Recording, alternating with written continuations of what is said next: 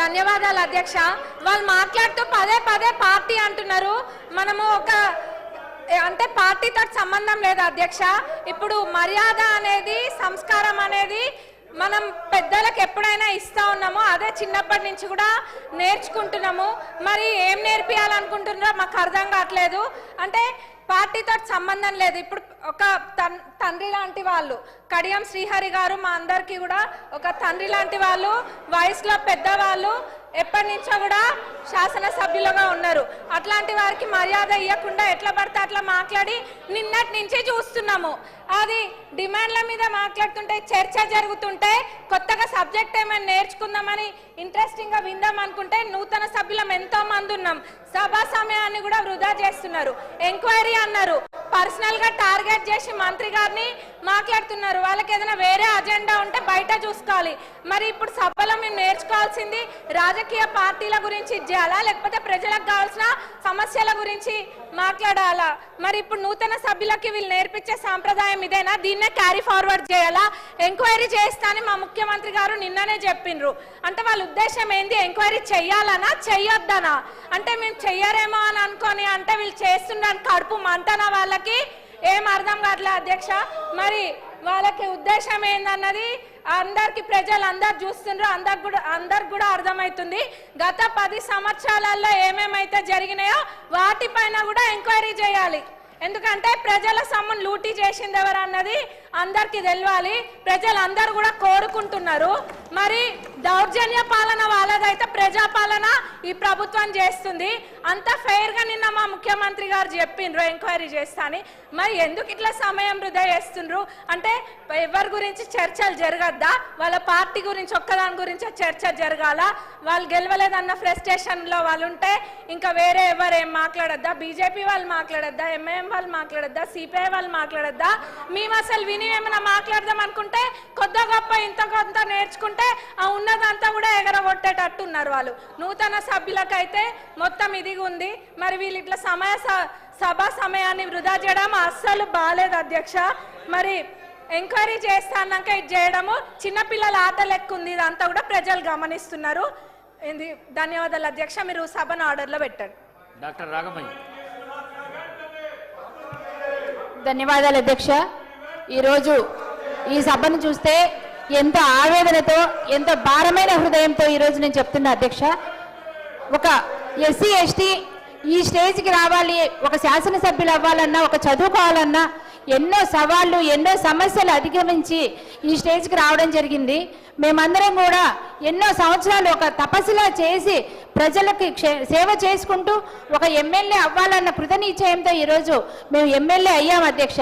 కానీ ఈ సభను చూస్తుంటే ఎంతో బాధగా ఉంది. ఎందుకంటే ఒక ప్రజల సంక్షేమం కానీ, ఒక ప్రజలకు సేవ చేయాలనే ఉద్దేశం కానీ, ప్రజల ఉపయోగపడే పనుల గురించి చర్చలు కానీ ఏది జరుగుతున్నా కూడా తీవ్రంగా అడ్డంకులు సృష్టించడం వాళ్ళ ప్రధాన అజెండాగా ఉంది అధ్యక్ష. ఎందుకంటే గత 10 సంవత్సరాల్లో వాళ్ళు పాలనలో ఉన్నప్పుడు చేయలేని ప్రజా ఉపయోగమైన పనులు చేసుకుంటూ మరి ప్రజలకి మనం అన్ని మంచి చేస్తున్నందుకు వాళ్ళకి కుళ్ళుతోటి ఈరోజు కాంగ్రెస్ కి మంచి పేరు రావద్దు, సీఎం గారికి రేవంత్ రెడ్డి గారికి కానీ, మా మంత్రివర్గానికి కానీ, ఎమ్మెల్యేలకు కానీ మంచి పేరు రావద్దన్న ఉద్దేశంతో వీళ్ళు ఇలా క్రియేట్ చేస్తున్నారు అధ్యక్ష. ఈ రోజు చూస్తే మరి కడియం శ్రీహరి గారు వయసు రీతే కానీ, అనుభవం రీతే కానీ ఎంతో సీనియర్ నాయకులు, అందరికి ఆదర్శనీయము. అట్లాంటి ఆయనని ఈరోజు మొట్టమొదటిగా ఎన్నికైన శాసనసభ్యులు అంత తీవ్రమైన పదజాలంతో దుర్భాషలాడుతూ ఆ హ్యాండ్ గెస్చర్స్ కానీ, ఆయన పోజ్ కానీ చూస్తే చాలా విచారకరంగా ఉంది. అయినా కూడా ఇంతమంది చెప్తున్నా కూడా ఆయనకి ఒక్క పశ్చాత్తాపం అనేది కనిపించట్లేదు. వెటకారంగా ఉన్నారు అధ్యక్ష వాళ్ళు. కనుక మీరు వీళ్ళ మీద తీవ్రమైన చర్యలు తీసుకోవాలి. గతంలో కూడా మరి మీ మీద కూడా వాళ్ళు పేపర్లు చించి విసిరేశారు అధ్యక్ష. అంటే దళితులు అంటే వాళ్ళకి అంత చిన్న చూపు ఉంది. ఇప్పుడు ఒక దళిత ఎమ్మెల్యేని మాట్లాడుతుంటే కూడా వాళ్ళు వాళ్ళు అట్లా అరుస్తూ డిస్టర్బ్ చేస్తున్నారు. అంటే వాళ్ళ ఉద్దేశం ఏంటో అర్థమవుతుంది అధ్యక్ష. వాళ్ళకు ఒక మహిళలన్నా గౌరవం లేదు, దళితులన్నా గౌరవం లేదు, గిరిజనులన్నా గౌరవం లేదు. ముఖ్యంగా ప్రజల సంక్షేమం వాళ్ళకి పట్టదు. వాళ్ళు దోపిడీ చేసుకున్నారు 10 సంవత్సరాలు. ఈ రోజు వాళ్ళది బయటపడుతుంది అన్నట్టు, గురవింద గింజ తన నలుపెరగదన్నట్టు ఈ రోజు వాళ్ళ ప్రవర్తనను వాళ్ళు మార్చుకోవాలి. మన గౌరవ ముఖ్యమంత్రి గారు స్పష్టంగా చెప్పారు అధ్యక్ష, సిబిసిఐడి ఎంక్వైరీ వేస్తాము, హౌస్ కమిటీ వేస్తామని. అయినా సరే వాళ్ళు అది ఏమాత్రం లెక్క చేయకుండా సభను జరగనీయకూడదన్న ఉద్దేశంతో ఈరోజు ఇంత ఆగమాగం చేసుకుంటూ మరి ఈ సభను చికాకు చేస్తున్నారు అధ్యక్ష. కనుక మిగతా సభ్యులందరికీ కూడా వాళ్ళు డిస్టర్బ్ చేస్తున్నారు. మాకు కూడా మైక్ అవకాశం రాకుండా ప్రతిరోజు కూడా వాళ్ళు సభా సమయాన్ని దుర్వినియోగం చేస్తున్నారు. నిజంగా వాళ్ళకు ప్రజల పట్ల చిత్తశుద్ధి ఉంటే, ప్రజల పట్ల వాళ్ళ సంక్షేమం పట్ల వాళ్ళకుంటే వాళ్ళు అన్ని సజావుగా విని ఈరోజు ఎంతో ముఖ్యమైన బిల్లులు ఉన్నాయి.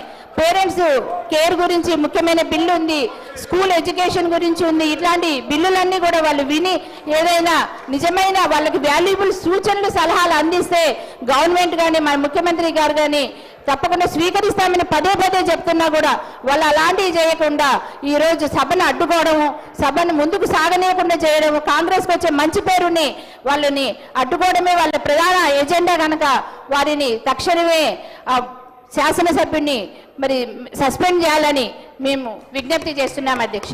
Thank you. మురళీ నాయక్ గారు. అధ్యక్ష ధన్యవాదాలు అధ్యక్ష. ఈరోజు ఈ అంశం మీద మాట్లాడడం నిజంగా కూడా చాలా బాధాకరమైన విషయం అధ్యక్ష. అధ్యక్ష, అసెంబ్లీ అనేది ఒక దేవాలయంతో సమానం. మనకి అసెంబ్లీ సెషన్లో ఇప్పుడు బడ్జెట్ గురించి మనం చర్చిస్తున్నాం. ప్రజలు ఎంతో గంపడి ఆశతోటి ఎదురు చూసుకుంటూ వాళ్ళకి ఏ ఏ హామీలు వాళ్ళు నెరవేరుస్తారు, వాళ్ళకి అన్ని పనులు జరుగుతాయా లేదా అని చెప్పేసి గంపడి ఆశతోటి ప్రజలందరూ ఎదురు చూస్తున్నటువంటి బడ్జెట్ సమావేశాలని గత 2-3 రోజులుగా బీఆర్ఎస్ పార్టీ నాయకులు ఈ సభను సజావుగా జరగకుండా వాళ్ళు చేస్తున్నటువంటి పనిని దాదాపు 3.5 కోట్ల తెలంగాణ ప్రజలు చూస్తున్నారు అధ్యక్ష. వాళ్ళని చూస్తూ ఉంటే అందరూ ఫ్రస్ట్రేషన్ లో ఉన్నారు అధ్యక్ష. గత 10 సంవత్సరాలుగా దాచుకొని దోచుకొని ధరణిని అడ్డు పెట్టుకొని వారు ఎంతో సంపాదించుకున్నారు అధ్యక్ష. మేము గౌరవ ముఖ్యమంత్రి వాళ్ళు రేవంత్ రెడ్డి గారు కూడా చెప్తాం. ఎందుకంటే ధరణిని ఒక ధరణి మీద హౌస్ కమిటీని వేయాలి, వేసి ఎక్కడెక్కడైతే భూ కబ్జాలు భూదందాలు జరిగిందో అవన్నీ వెలికి తీయాలని చెప్పేసి గౌరవ ముఖ్యమంత్రి గారిని కోరడం జరిగింది అధ్యక్ష. ఆయన ముఖ్యమంత్రి గారు మనం కక్ష సాధింపు చర్యలుగా చేయాల్సింది మనం ప్రజలకు మద్దతు కోపాలి, వాళ్ళకు న్యాయమైన సమస్యలను మనం పరిష్కరించాలి, ప్రజాస్వామ్య పద్ధతిలో మనం ప్రభుత్వం నడపాలి అని చెప్పేసి గౌరవ ముఖ్యమంత్రి మరియు అనేక మార్లు వారు చెప్పడం జరిగింది అధ్యక్ష. అయినా కూడా వీరు తీర్చిస్తా ఉంటే చాలా బాధాకరమైన విషయం. నిన్న కానీ మొన్న కానీ పద్ధతుల మీద మాట్లాడి మేము ఈసారి ప్రప్రథమంగా మొదటిసారి గెలిచిన అధ్యక్ష. ఏదో ఒకటి బడ్జెట్ మీద మాట్లాడాలి, మనకున్నటువంటి సమస్యల మీద పరిష్కారం ఏంటో తెలపాలని చూస్తూ ఉంటే వీరు ప్రవర్తించినటువంటి తీరు చాలా బాధాకరమైన విషయం అధ్యక్ష. గౌరవ బీఆర్ఎస్ సభ్యులకు నేను ఒకటే కోరుతా ఉన్నా, ప్రజలకు మీరు ఏం నేర్పుతా ఉన్నారు? ఇంత సభ్య సమాజం కొత్తగా గెలిచినటువంటి మీ శాసనసభ్యులకు సభ మర్యాదలు నేర్పించండి అని వాళ్ళు చెప్తా ఉన్నా. గౌరవ కేసీఆర్ గారికి కేటీఆర్కి నేను ఒక్కడే విన్నవించుకుంటున్నా, కౌశిక్ రెడ్డి లాంటి సభ్యులను మీరు గెలిపించుకొని వారి ప్రవర్తన వల్ల మొత్తం బీఆర్ఎస్ పడవనే మునుగుతుందని చెప్పేసి మీకు అందరికీ తెలియజేస్తున్నాను అధ్యక్ష. ఇలాంటి సభ సంపదలు సభా సంస్కారం లేనటువంటి ఇటువంటి శాసనసభ్యులను మన సభ నుంచి వాళ్ళను బహిష్కరించి వాళ్ళని శాశ్వతంగా సస్పెండ్ చేయాలని చెప్పేసి నేను కోరుతూ ఈ అవకాశం ఇచ్చినటువంటి మీకు అందరికీ ధన్యవాదాలు అధ్యక్ష. నాగరాజు గారు. ధన్యవాదాలు అధ్యక్ష. మేము కొత్తగా వచ్చిన సభ్యులం చాలా మంది ఉన్నాం అధ్యక్ష. మీ అందరం కూడా మా కోరిక ఏముందంటే హౌస్లో కేసీఆర్ గారు వస్తారు, వారు మాట్లాడే విధానం చూస్తాం, వారు చెప్పే విధానాలు వింటాం, వారు సంస్కరణలు ఏం చేస్తారో అనుకున్నాం. కానీ కేసీఆర్ గారు రాకుండా మరి ఈ పాడి కౌశిక్ రెడ్డి ఈ పార్టీని నడిపిస్తున్నాడా లేకుంటే పార్టీ ఆయన నడిపిస్తుందా తెలుసలేదు అధ్యక్ష. అతని యాటిట్యూడ్, అతని యొక్క బిహేవియర్, అతని బాడీ లాంగ్వేజ్ ఎక్కడ చూసినా కూడా ఒక రౌడీజం లాగా కనపడుతుంది తప్ప ఒక శాసనసభ్యుల్లాగా ప్రవర్తిస్తలేడు అధ్యక్ష. మరి ప్రతి ఈ శాసనసభ సమావేశాల్లో చూస్తున్నాం అధ్యక్ష. ప్రతిది కూడా ఒక స్కూల్లో ఫ్యాన్సీ డ్రెస్సులు వేసిన విధంగా పిల్లలు అయితే ఏ విధంగా స్కూల్ ఫ్యాన్సీ డ్రెస్సులు లాగా వస్తారో ఆ విధంగా ఫ్యాన్సీ డ్రెస్సులు వేసుకొని రావడం, ఫ్యాన్సీ పనులు చేయడం, పేపర్లు. లాస్ట్ టైం స్పీకర్ పైన కూడా రెస్పెక్ట్ లేకుండా ఒక దళితుడైన స్పీకర్ అని చూడకుండా కూడా వారిపైన కాగితాలు చింపేసిన సందర్భం కూడా చూసినాం అధ్యక్ష. మరి సీనియర్ నాయకులు హరీష్ రావు, కేటీఆర్ మాట్లాడుతుంటే విని మేము కూడా నేర్చుకొని మాట్లాడాలనుకున్నాం అధ్యక్ష. కానీ మా కడియం శ్రీహరి లాంటి నాయకుడు వరంగల్ జిల్లాలో ఒక పేరున్న నాయకుడు అధ్యక్ష. కడియం శ్రీహరి అంటే అన్ని ఏ పార్టీలు ఉన్నా కూడా వారికి ఒక మంచి రెస్పెక్ట్ ఉంది అధ్యక్ష. మరి అలాంటి నాయకుడిని ఈరోజు పాడి కౌశిక్ రెడ్డి అనే దుహంకారంతో అతని అంటే కులాంకరమా లేక దురహంకారమా లేక ఏ విధంగా వచ్చిందో తెలియదు అధ్యక్ష. కిందేసి నలిపేస్తా, కాల్చేస్తా, మా సోదరుడు చెప్పిండు ఆ యొక్క ఆహాభావాలు, వేషాలు. కాబట్టి ఇలాంటి మరి మా ముఖ్యమంత్రి గారు అన్నిటికీ ఒప్పుకొని సిబిసిఐడికి ఎంక్వైరీకి కూడా ఇచ్చారు. మరి స్పోర్ట్స్ పెడితే స్పోర్ట్స్ కూడా నచ్చదు వారికి. మత్తు పదార్థాలు